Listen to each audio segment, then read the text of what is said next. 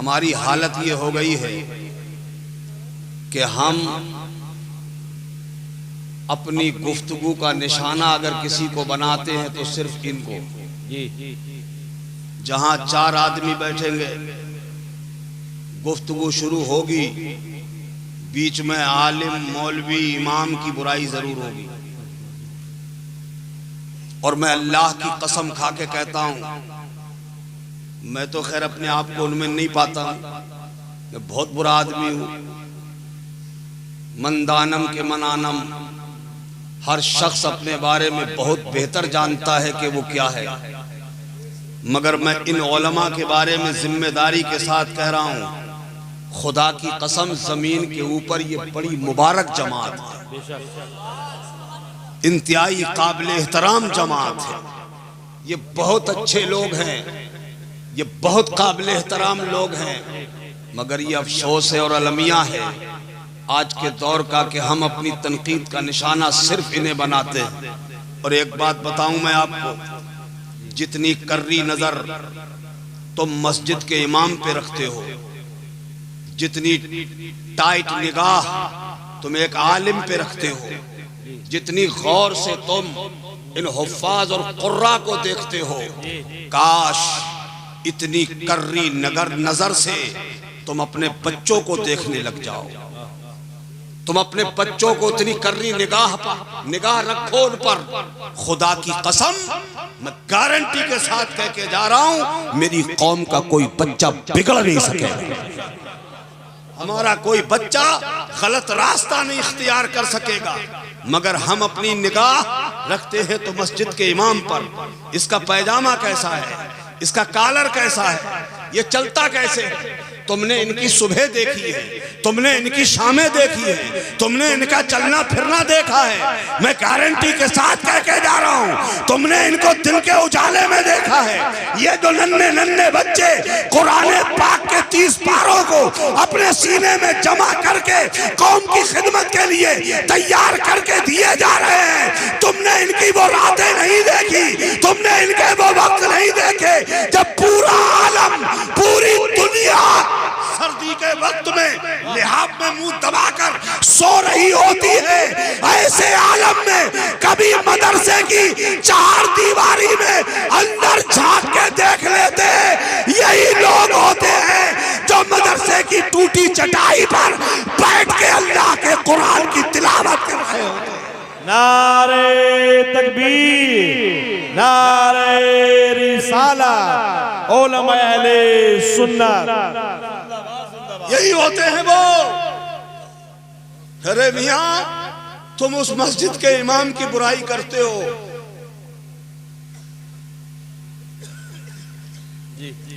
तुम्हारा बेटा जो काम तुम्हारे लिए न कर सके वो तुम्हारी मस्जिद का इमाम करता है।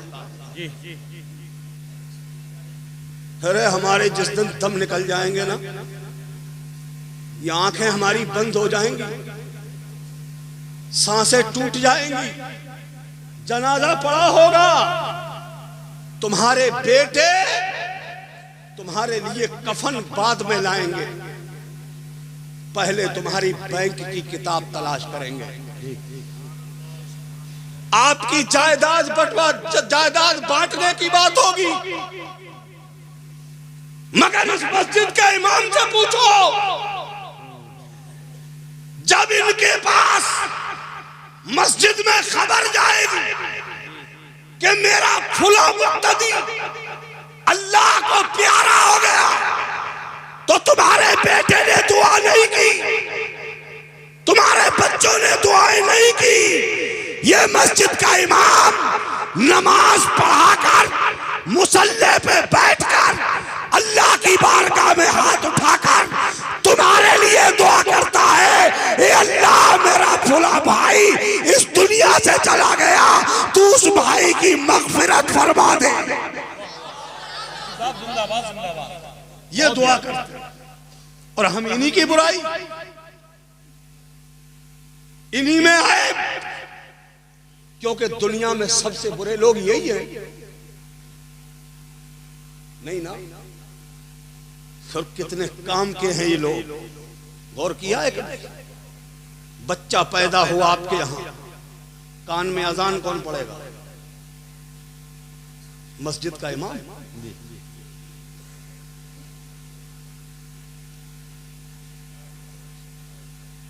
बच्चे के नाम रखने की बात आ जाए तो किसे तलाश करेंगे आप? अब तो रिवाज बदल गया। अब तो हाल ये है कि घर में औरतें ही रख लेती है नाम। जो थोड़ा बहुत कुरान शरीफ पढ़ी होती है ना उल्टा सीधा, तो उसी में से कोई लफ्ज देख लिया, बच्ची पैदा हुई, इसका नाम है इल्मा। अनमता।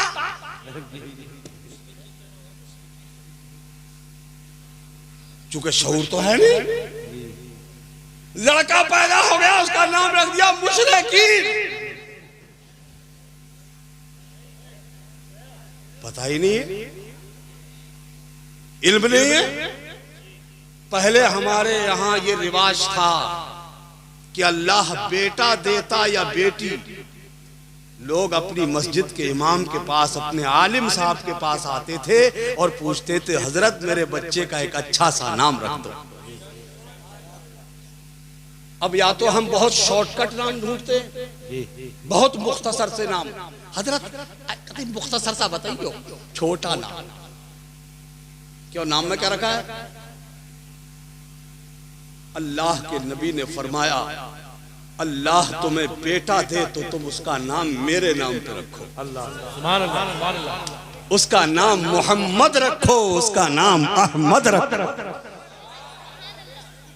हम ढूंढते छोटा सा नाम। अच्छा बच्चा हो जाए 4 साल 4 महीने 4 दिन का, अब उसकी बिस्मिल्लाह कौन पढ़ाएगा? मुफ्ती साहब ना। अच्छा फिर आपने करा लिया बच्चे का खतना, मिलाद कौन पढ़ेगा? अब लल्ला हो गए आपके जवान, आपने रिश्ता तय कर लिया बहुत मोटा, बहुत माल मिलने वाला है, लंबी चौड़ी बारात लेके गए। आप कितनी लंबी लिस्ट बना करके लड़की वालों को दे देना, कितना ही मोटा जहेज मांग लेना, मैं अल्लाह की कसम खा के कह रहा हूं, जब तक ये लोग ना चाहें उसमें से एक प्याला भी उठा सकते हो? बोलो बोलो।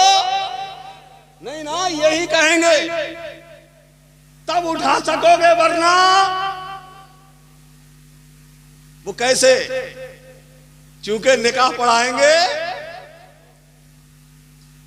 और कितने शरीफ लोग इनकी शराफत पे मर जाने को जी चाहता है। कितने शरीफ लोग, लड़का तुम्हारा बुद्धू, अलिफ से लठ आता नहीं, अब मस्जिद का इमाम तुम्हारी कैसे इज्जत बचा रहा है, उसको बिठा के दूल्हा मियां को और उसके कान में मुंह ले जाते, कहते दूल्हा मियां पढ़ो ला इलाहा इल्लल्लाह, पड़ोसी भी ना सुन सके। अब तुम्हारे लल्ला कह रहे ला इलाहा इल्लल्लाह, यानी कलमा पढ़ रहा है गलत। अब इमाम साहब करा रहे हिज्जे, एक एक हर्फ अलग अलग करके पढ़वा रहे, फिर भी नहीं पढ़ा जा रहा। मुंह पे कपड़ा लगा लगा के हंस रहे लोग। सही है गलत है? बोलो बच्ची, बताओ सही है गलत है? सही है ना? अब किसी किचैती से पूछियो, किचैती समझते हो? लड़के का बाप, हाँ क्या कहते हैं? कर जैती।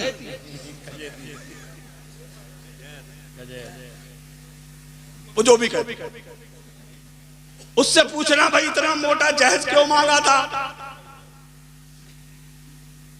तो वो जवाब देगा मेरी हैसियत जानते हो?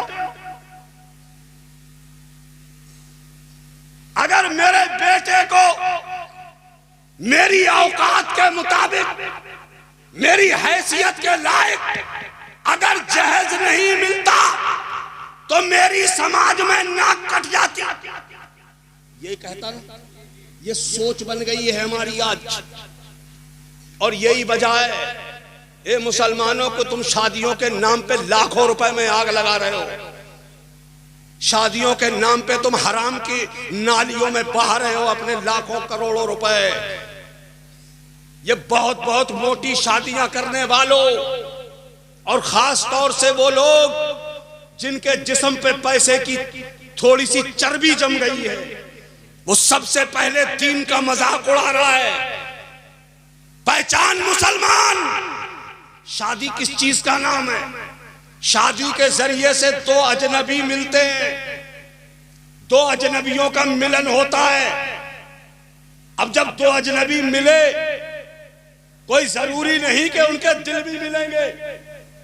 मिले मिले नहीं मिले, 40 दिन भी नहीं गुजरे, नौबत आ गई तलाक की। करोड़ों रुपए खर्च किए थे तुमने। ताज्जुब होता है मुसलमानों, 5-5 लाख रुपए एक मैरिज हॉल का चंद घंटे का किराया,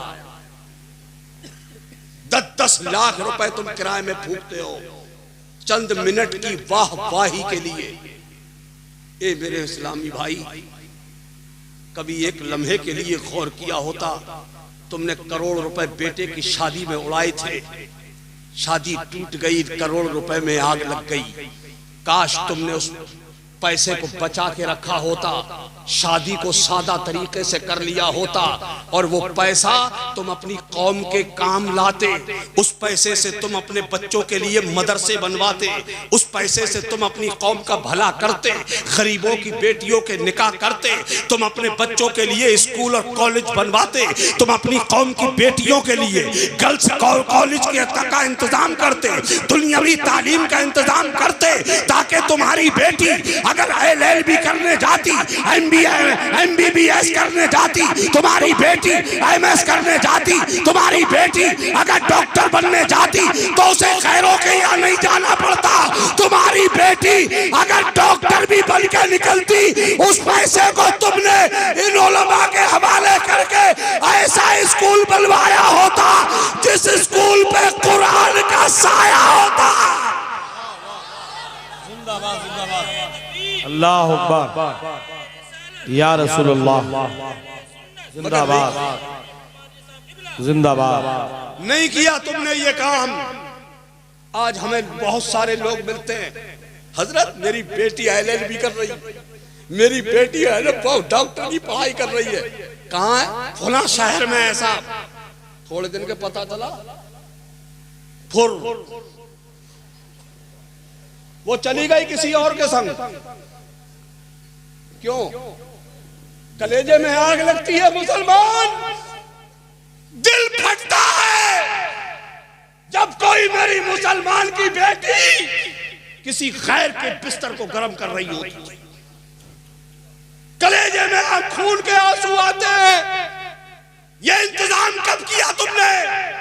काश तुमने अपने बच्चों की तालीम का इंतजाम खुद किया होता, ऐसे स्कूल बनाए होते जिन स्कूलों पे कुरान का साया होता, तो मेरी बेटी अगर डॉक्टर बनकर निकलती, इंजीनियर बनकर निकलती, मास्टर बनकर निकलती, तो वो कुरान के साए में होती।